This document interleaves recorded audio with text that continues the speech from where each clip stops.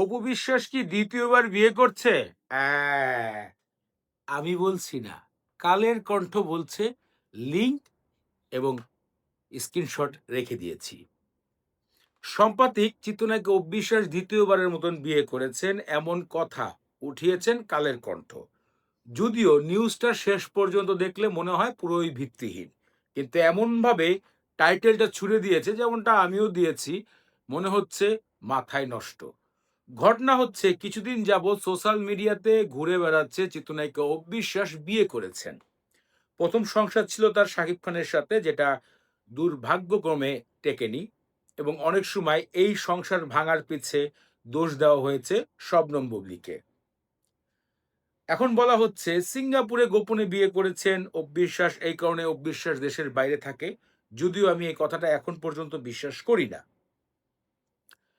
এদিকে এই বিষয় নিয়ে সোশ্যাল মিডিয়া বা কোনো গণমাধ্যমে কথা বলেছেন গৌতম শাহ। তিনি যে মতামতটা দিয়েছেন সেটা আমি পড়েছি কালের কণ্ঠের থেকে, এবং আমার কাছে বিষয়টা ভালো লেগেছে। আমি একটু ব্যাখ্যা করতে চাই।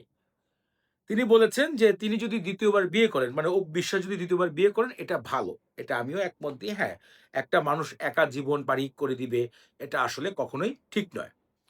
তো নিউজে আরো তিনি বলেছেন, যখন অপু বিশ্বাস একা হয়ে যান, সংসার ভেঙে যায়, তখন তিনি কিন্তু অনেক ডিপ্রেশনে চলে যান, এবং সে সময় গৌতম শাহ তাকে অনেকভাবে সাপোর্ট করেছেন, কথা বলেছেন, এবং তিনি একটা টাইমে আবার ফিরে এসেছেন। এদিকে ওই যে মাহফুজ কাদেরী নামক একটা একটু কেমন একটা লোক থাকেন ওনার সাথে, কোরিওগ্রাফার যত সম্ভব। উনিও এই বিষয়ে কথা বলেছেন যে এটা সম্পূর্ণ ভিত্তিহীন। মানে গৌতম শাহ বলেছেন যদি হয় তাহলে ভালো।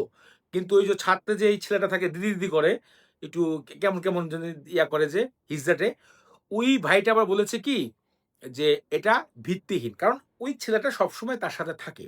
একদম ২৪ ঘন্টা অফিসের সাথে। খাওয়া-দাওয়া থেকে শুরু করে সবকিছুতে থাকে। তো উনি বলেছেন এটা সম্পূর্ণ ভিত্তিহীন। আর অবিশ্বাসও কোন জায়গায় এই বিষয় নিয়ে কথা বলেনি।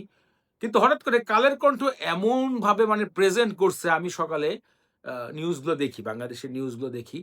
তো কালের কণ্ঠ আমার প্রিয় যে একটা নিউজ পোর্টাল। কারণ এখন তো পত্রিকা দেখা হয় না। তো সেখান থেকে আমি দেখলাম যে অবিশ্বাস ২য় বার বিয়ে করেছেন, প্রশ্নবোধক দিয়ে দিছে। তো ঘটনা পড়ে এটাই জানতে পারলাম যে এটা পুরো একটা ভিত্তিহীন কথাবার্তা। কারণ আমার মনে হয় না অবিশ্বাস বিয়ে করবে। যেটা আমার একটা পার্সোনাল ওপিনিয়ন বলতে চাই। বিয়ে করবে। তবে আমি মনে করি অবিশ্বাসের বিয়ে করা দরকার। কারণ তার ছেলের বয়স কত হবে? ৭-৮ বছরের একটা ছেলে আছে, এবং গুগল ঘাঁটলে তার বয়স ৩৬ বছর বা সামথিং এরকমই দেখায়। ধরলাম ৩৮ বছরই ধরলাম।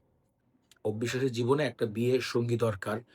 এতে তার মেন্টাল কন্ডিশন এবং সবকিছুই পরিবর্তন ঘটবে। আর ব্যক্তিগতভাবে আর কিছু বলার নেই আমার। সে ভবিষ্যতে কি করতে চায় তারই পরিকল্পনা। কিন্তু আমি বলতে চাই অবিশ্বাসের বিবাহ করা উচিত। যদিও বা কালের কণ্ঠের এরকম নিউজ দেখে আপনিও বিভ্রান্ত হয়েছেন। বিষয়টা নিয়ে আসলে অনেক কথাই বলা যায়। এখানে সমাপ্তি করছি আজকের দ্য ভাইরাল শো এর টপিকস। পরবর্তী দেখা হচ্ছে নতুন কোনো বিনোদন বিষয় নিয়ে। সেই পর্যন্ত ভালো থাকুন, সুস্থ থাকুন। আল্লাহ হাফেজ।